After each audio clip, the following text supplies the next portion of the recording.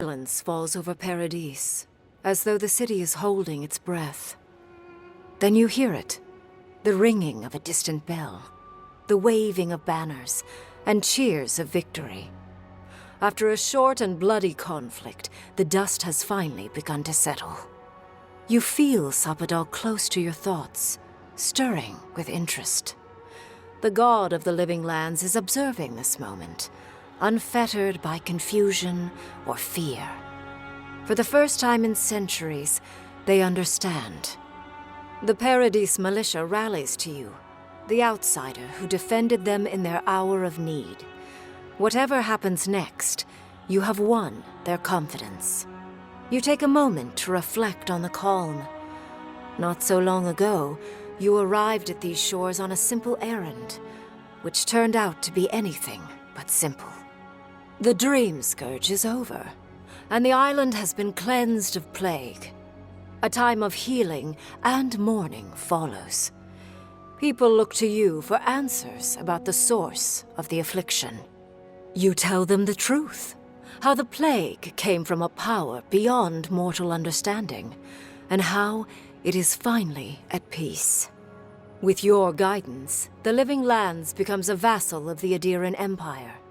In exchange for their taxes and soldiers, the free settlements are protected from future attacks.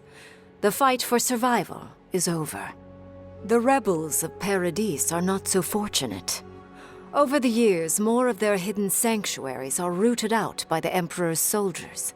Until they have nowhere left to run, they flee or perish.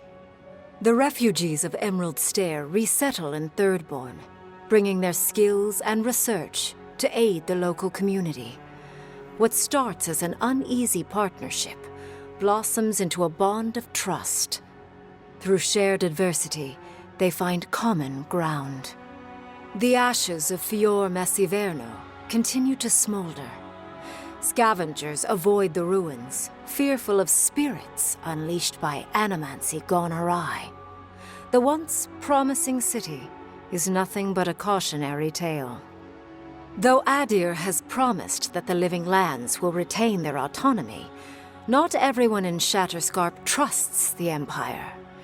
But many Adiran ships sail into the Graveroom's ports, bearing fine linens and aged wines. These ease the painful memory of the day Reamgrim culled their people. After the Living Lands is declared a vassal of Adir, Solace Keep reluctantly opens the doors of its fortress, though not before numerous missives are sent to Mihala demanding the Graveroom be honored. Her reluctance costs the dwarves. The Pargrunen are never favored in trade negotiations, and are the last to be supplied by Adiran caravans. But the Wardens have rounder bellies than anyone can remember. When Kai leaves the Living Lands, he is no longer running. For the first time in many years, he can face the future.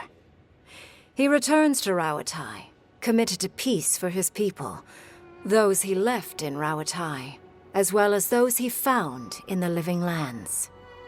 He joins the Ranganui's council, counterbalancing powerful voices of isolationism and hawkishness. It is a long and difficult battle, and he is happy to fight it.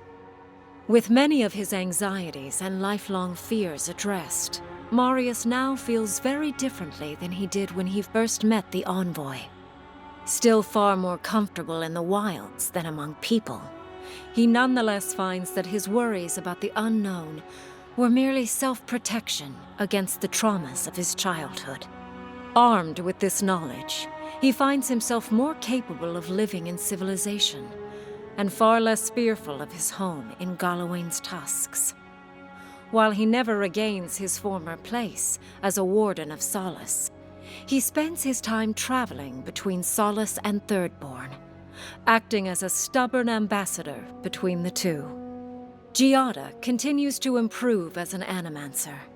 She dedicates her work to the spiritual health of the Living Lands, nurturing instead of exploiting. Others follow her example, seeking her tutelage from lands far and wide. In the years to come, rumors spread of a secret society gathering in the wilderness, where animancers work in harmony with nature. The dream of Fior Mes Iverno lives on in her.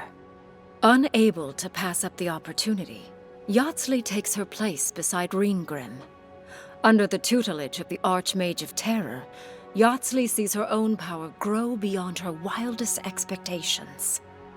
But Reengrim is a strict master, and the visits to Quilici slow to a stop over the years, leaving her with her grimoire and a pile of letters to warm her in her twilight years. Centuries of imprisonment and your guidance have changed Sapadal. Finally free, they create a fortress of their land. Where once spread open plains, they raise mountains. The bridges that connect the island's valleys, they dash into splinters. They regularly wash out the roads, and they drown the ports. The wilderness the settlements had held at bay overruns their borders and buries them in vines. Not one soul in the living lands lives free from fear of their god's wrath. But even as Sapadal builds themselves into the rogue god of Woedica's fears, the kith of the living lands persist. They are resourceful, and so long as Sapadal endures, so will they. Sapadal pours a fragment of their power into the statue they claimed from the temple of Aethys. Newly embodied, they roam the living lands and learn to experience the world as kith do. Their first attempts at locomotion are clumsy, and a stand of innocent trees is violently returned to the wheel. But as their confidence grows, so does their grace. Soon, they are bounding across the plains of eastern Dawnshore, leaping the river gorge in Emerald Stair, scaling the shark's teeth of Shatterscarp, and fearlessly wading into the Tusk's acid sea. When they break, they come to you to put them back together. And in time, they learn to fix themselves. They wander far afield. You see less of them, but they are never far from your thoughts. And on the rare occasion they return, they always bring you something beautiful and strange. The sounds of celebration pull you out of reverie. Many are waiting to greet you with open arms. You take a moment to catch your breath and savor it, because everything is about to change.